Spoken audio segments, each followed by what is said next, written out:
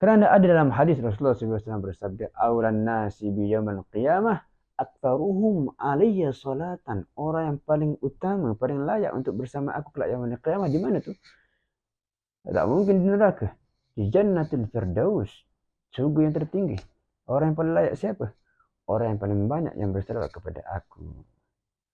Dalam hadis yang lain Rasulullah SAW mengatakan,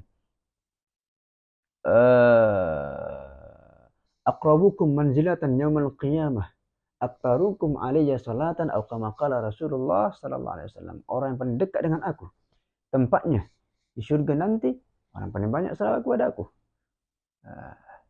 Nah, jadi kalau kita tengok awal daripada umat Nabi Muhammad, yang pertama yang beriman kepada Rasulullah, Siti Khadijah, mutlak lelaki dan perempuan, beliau dari sisi perempuan jelas beliau orang pertama. Dari sisi lelaki pun beliau pun juga adalah yang pertama, Siti Khadijah.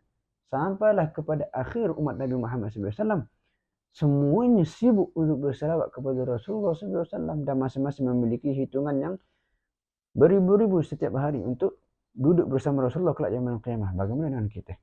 Maka mari kita bersama-sama untuk perbanyakkan diri berselawat kepada Rasulullah sallallahu alaihi wasallam supaya kita dapat duduk dengan Rasulullah sallallahu alaihi wasallam. Bayangkan suatu majlis kita duduk di masjid contohnya, ulama di hadapan kita jauh,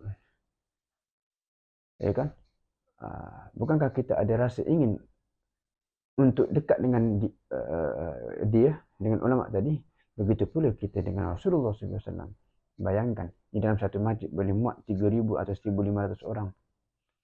Umat Rasulullah awal sampai pada akhir nanti, berapakah bilangan mereka yang nak berjumpa dengan Rasulullah, duduk dengan Rasulullah SAW.